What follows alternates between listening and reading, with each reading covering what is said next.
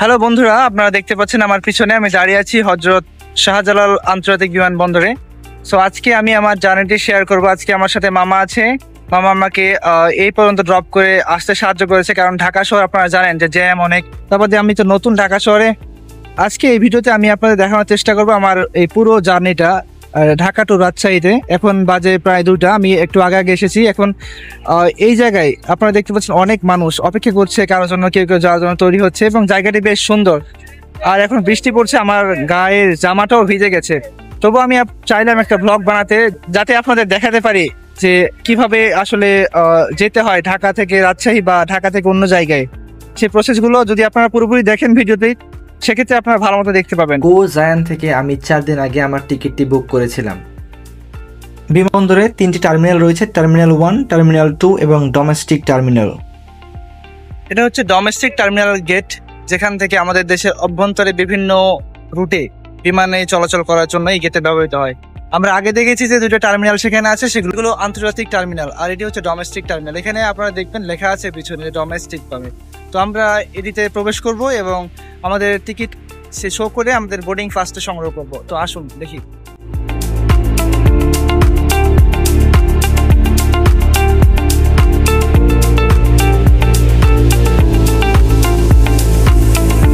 এই টিকিটটা দেখিয়ে সেনাবাহিনীরা আমাকে ভিতরে ঢুকতে যাবার অনুমতি প্রদান করেছিল। এবার প্রথম সিকিউরিটি চেকের পালা। এদের মতো আমার ব্যাগটিকেও এই সিকিউরিটি চেকারে দিতে হবে। সিকিউরিটি চেকের পরে এবার কাজ হচ্ছে এই টিকিট নিয়ে ইউএস বাংলা এয়ারলাইন্সের কাউন্টারে গিয়ে টিকিটটি চেক ইন করে একটা বোর্ডিং পাস বা টিকিট সংগ্রহ করতে হবে। তো চোখের সামনেই পড়লো ইউএস বাংলা এয়ারলাইন্স একটা, আর এখানে দেখতে পাচ্ছেন সেলফ চেক ইনের জন্য একটা মনিটর আছে। জানার পাশে দিন। আমি সেই স্টাফকে বললাম আমাকে যেন জানলার পাশে দেওয়া হয়, যাতে আমি ভালো মতো ভিডিও করতে পারি। পরে আমাকে এই টিকিটটি দেওয়া হলো এবং এই টিকিটটি নিয়েই সে বিমান যাত্রা করতে হবে। ওই টিকিটটি নেওয়ার পর ভাবলাম বাইরে থেকে একটু ঘুরে আসি, কিছু নাস্তা করে আসি, তাই রাস্তার দিকে একটু গেলাম।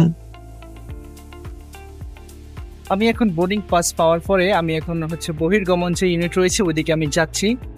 আর আসলে দেখতে পাচ্ছেন আমার পিছনে অনেক এয়ারলাইন্সের কাউন্টার রয়েছে। আমার ব্যাগ চেক ইন হওয়ার পরে আমি এগুলো সংগ্রহ করেছিলাম এবং আমি একটু বাইরে গেছিলাম। বাইরে যাওয়ার পরে আবার ফেরত আসলাম, দিয়ে আবারও সিকিউরিটি চেক দিলাম। তো এখন হচ্ছে ওখানে অপেক্ষা করবো, তারপরে বোর্ডিং পাস সংগ্রহ করবো। একটি বাস আসবে, তারপরে বাসে করে আমি যাব। তো আমার সাথেই থাকুন, দেখতে থাকুন কি হয়। আবারও সিকিউরিটি চেক ইন সে আসতে হলো। এখানে আমার জুতা, ব্যাগ, জামা, বেল্ট সব কিছু খুলে চেক করা হয়েছিল। এখন আমি ওয়েটিং লাউঞ্জে বসে আছি এবং আমার হাতে একটা সিল মারা টিকিট রয়েছে। এবং কিছুক্ষণ পরে আমাদের জন্য বাস আসবে, আর বাসে আমরা সেই আমাদের নির্ধারিত ফ্লাইটের কাছে নিয়ে যাবো, আমাদের নির্ধারিত ফ্লাইটের কাছে যাব এবং আমাদের গন্তব্যের উদ্দেশ্যে যাত্রা শুরু হবে। আপনারা দেখছেন অনেক মানুষ আমার মতো অপেক্ষা করছে পিছনে। পাশে দেখতে পাচ্ছেন আঙ্কেলকে। আর এ পাশে একটা প্রিমিয়াম সুইটস নামের কিছু আছে, এখানে জিনিসপত্রের দাম অনেক বেশি।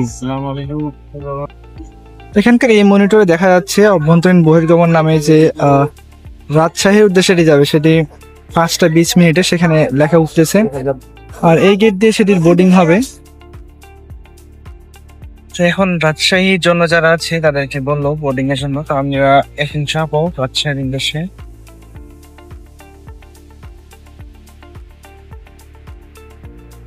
এই হচ্ছে ইউএস বাংলার কাঙ্ক্ষিত সেই বাসটি, যেটি আমাদেরকে বিমান পর্যন্ত পৌঁছে দিবে। বাসটি ছিল এসির এবং ভিতরের পরিবেশ অনেক সুন্দর।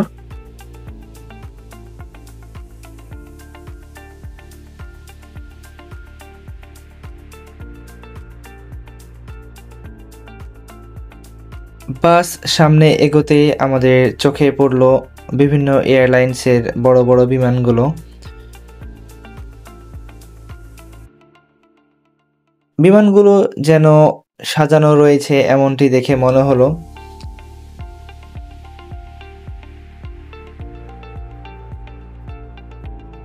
সামনে দেখছেন যে বড় প্লেনটি, সেটি তার গন্তব্যস্থলে যাত্রা করছে। আমরা বাসে করে যাওয়ার সময় অনেক কয়টি প্লেন রানওয়ে থেকে ছুটছিল তার গন্তব্য পথের দিকে।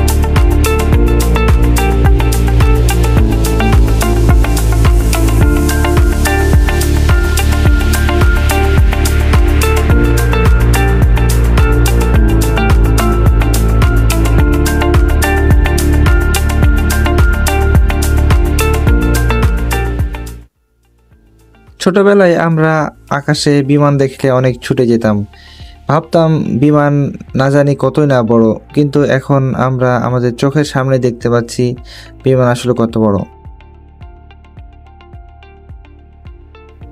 কিছু সময়ের মধ্যে আমরা আমাদের কাঙ্ক্ষিত এয়ারক্রাফটের কাছে চলে যাব।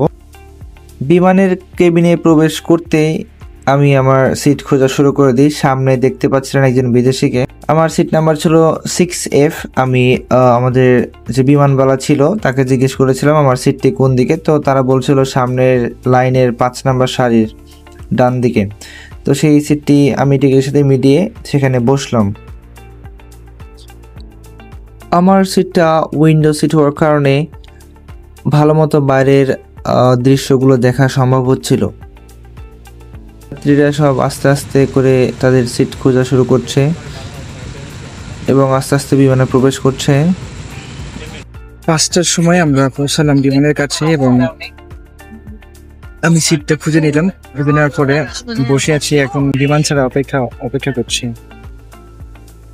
সামনে যে বক্সের মতো দেখছেন সেটি দিয়ে বিমানে ফুয়েলিং করা হয়। আর দূরে দেখতে পাচ্ছেন একটি বিমান তার গন্তব্যস্থলে যাত্রা শুরু করছে। বিমান ছাড়ার আগে আমি বাবার সাথে ভিডিও কলে ছিলাম, দেখাচ্ছিলাম যে বিমানের ভিতরের পরিবেশ কিরকম। Bangla Airlines will catch up later again. Meanwhile, sit back, relax, and you can feedback coming to team led by cabin in charge. Allah Hafiz.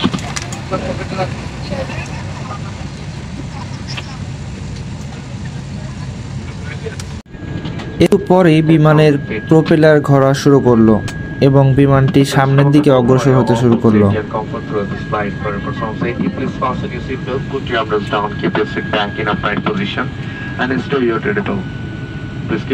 আপনাদের সকলকে ইউএস বাংলা এয়ারলাইন্সের ফ্লাইট নাম্বার BS 165 যুগে রাজশাহী পথে স্বাগত জানাচ্ছি।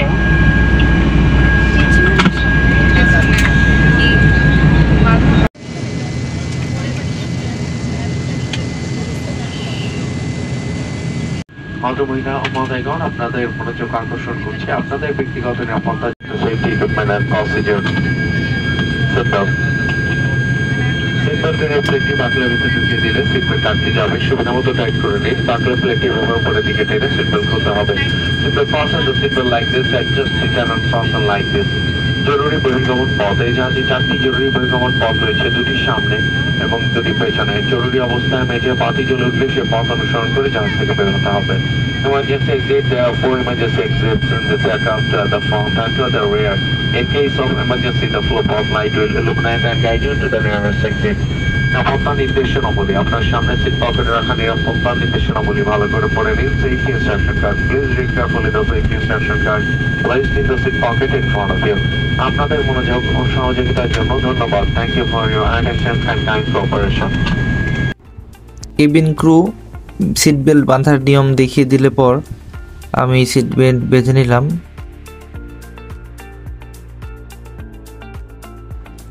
ফ্লাইটের সময় ছিল 5:20 এখন আমি যদি মোবাইলে তাকাই 5:27 বাজে। আপনারা দেখতে পাচ্ছেন একটু বিমানের স্পিড অনেক বেড়ে গিয়েছে।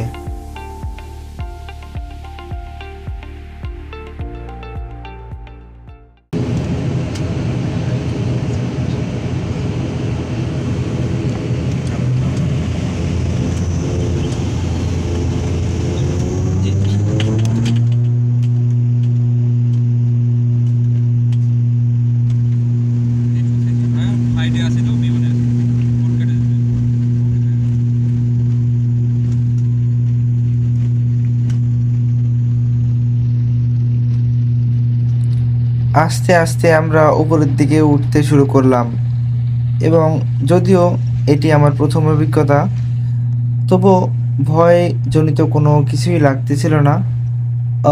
মনে হচ্ছিল নিচে যেগুলো ছিল সব আস্তে আস্তে ছোট হয়ে যাচ্ছে। আপনারা জানলা দিয়ে এই ভিডিওটা দেখলে বুঝতে পারবেন আসলে সব ছোট ছোট খেলনা ঘরের মতো যে ঘরগুলো থাকে তার চেয়েও ছোট ছোট দেখা যায়। এবং যদি উপরে উঠে যায় অনেক, সেক্ষেত্রে স্যাটেলাইট থেকে যে ভিউগুলো পাওয়া যায় সেরকম আসলে দেখতে মনে হয়। তো ওঠার সময় প্লেনে নিজেকে একটু ওজন শূন্য মনে হয়। আর আপনারা দেখতে পাচ্ছেন ঢাকা শহরের সেই বাড়িগুলো, ফ্ল্যাটগুলো কত ক্ষুদ্র ক্ষুদ্র মনে হইতেছে এখানে। আসলে আমরা অনেক ছোট জায়গায় বসবাস করি, আর পৃথিবীটা আমাদের বিশাল বড়। এই জন্য অনেক উপর থেকে দেখলে এই আমাদের বড় বড় ফ্ল্যাটগুলোকে উপর থেকে ছোট ছোট ফ্ল্যাটের মতো মনে হয়।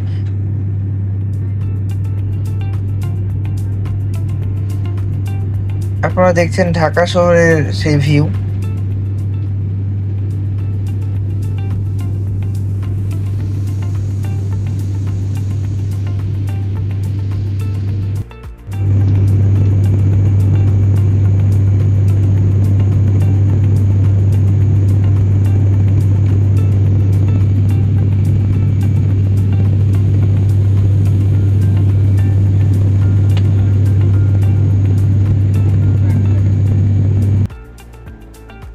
নিচের দিকে তাকালে একটি নদী দেখা যায়। আসলে এই নদীটার নাম যে কি আমি কিছু বলতে পারছি না, কারণ এখানে তো আর গুগল ম্যাপ চলে না। এখানে ইন্টারনেট সেবা পুরোপুরি বিচ্ছিন্ন হয়ে যায়, সাথে মোবাইলের নেটওয়ার্কগুলো বিচ্ছিন্ন হয়ে যায়। কিছু দূর পর্যন্ত যদিও সেলুলার নেটওয়ার্ক থাকে।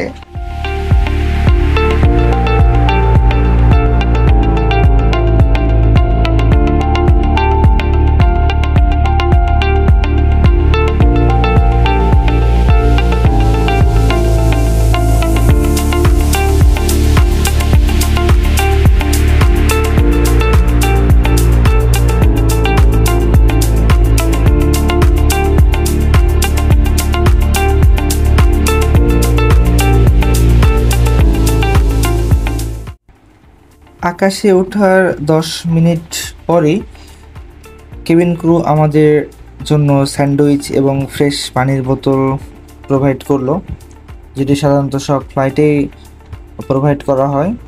আমি বক্সটি খুললাম, বক্সের ভিতরে স্যান্ডউইচ, সস আর আমসত্ত্বের যে প্যাকেটিং আছে সেটি প্রোভাইড করেছিল। আমি সেটি বের করে টেস্ট করেছিলাম, স্বাদ মোটামুটি ভালো ছিল।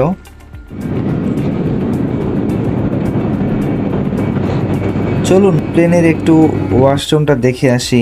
আমি ওয়াশরুমের ভিতরে গিয়ে জাস্ট দেখতে গেছিলাম যে ওয়াশরুমটা আসলে কীরকম হয়, কীভাবে এখানে ওয়াশরুমটা ব্যবহার করতে হয়।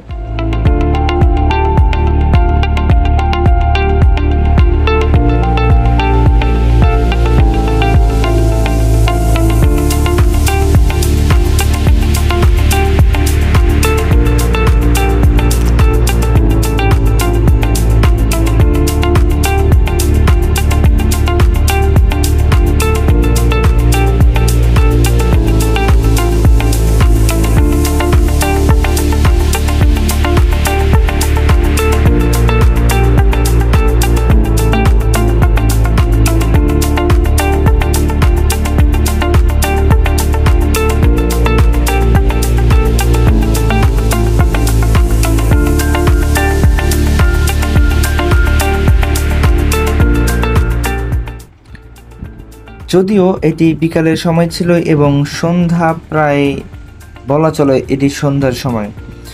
আকাশে কিছুটা মেঘ ছিল, মেঘগুলো দেখে মনে হচ্ছিল কেউ যেন তুলো বিছিয়ে রেখেছে। আসলে মেঘগুলো আমরা মনে করি যে আকাশে সাধারণত উপরে থাকে, এখন আমরা বুঝতে পারি যে মেঘগুলো আসলে ভাসমান অবস্থায় থাকে। আপনারা যেমনটি দেখতে পাচ্ছেন মেঘগুলো ভাসমান অবস্থায় আছে, মনে হচ্ছে কেউ যেন তুলাগুলো ছড়িয়ে দিয়েছে। তবে এসব যদি আপনি দেখেন নিজের চোখে তাহলে মনে হবে যে এই জায়গায় থেকে যাই আর পৃথিবীতে না যাই, এরকম আসলে নিজের মধ্যে অভিব্যক্তি তৈরি হবে। যদিও আমি প্রথমবার দেখে আমার এরকম মনে হয়েছিল যে যে তুলোগুলো দেখছেন, তুলোর মতো মেঘ দেখছেন, সেই মেঘে যেন থেকে যাই এরকম মনে হচ্ছিল।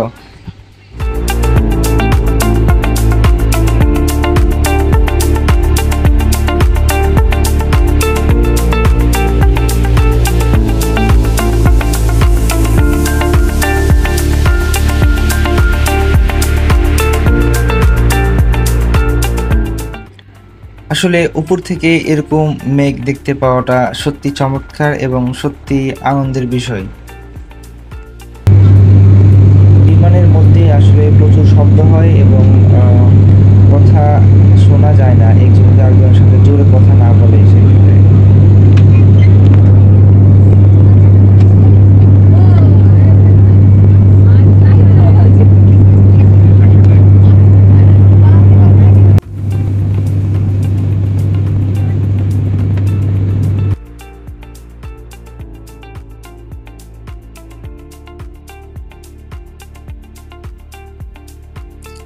যেহেতু সন্ধ্যা নেমে আসছিল, তাই আমরা চাঁদের দেখাও পেয়েছিলাম।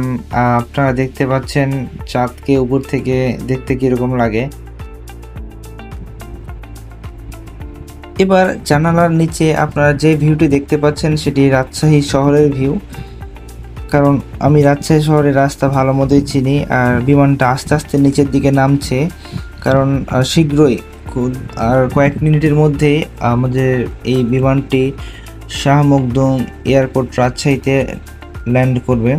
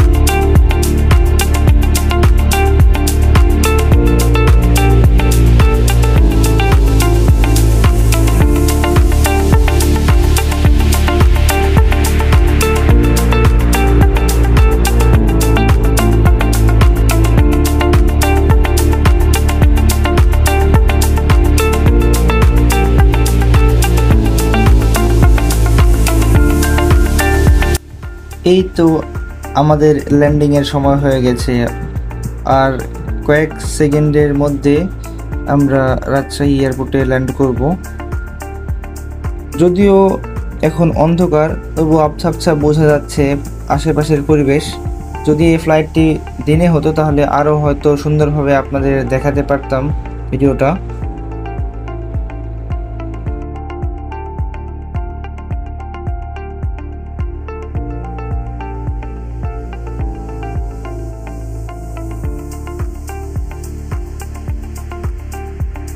ল্যান্ডিং সম্পূর্ণ শেষ হয়েছে। এখন ঘড়িতে বাজে 6:05।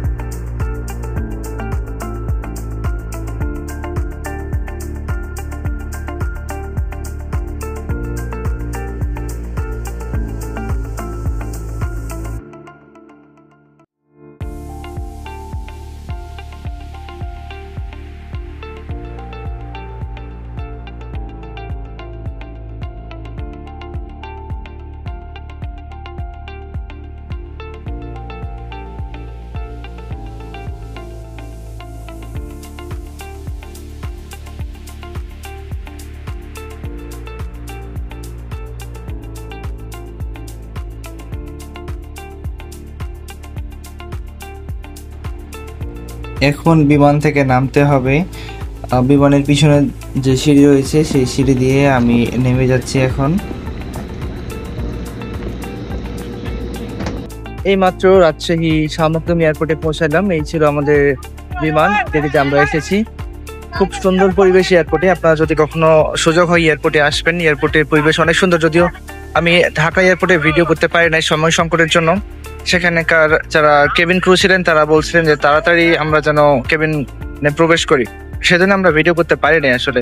তো আসলে সব মিলিয়ে জার্নিটা ভালো ছিল। অনেক সময় যে বিমানের মধ্যে ঝাঁকুনি ছিল, অনেকটা দেখতে দেখতে অনেক সুন্দর ছিল।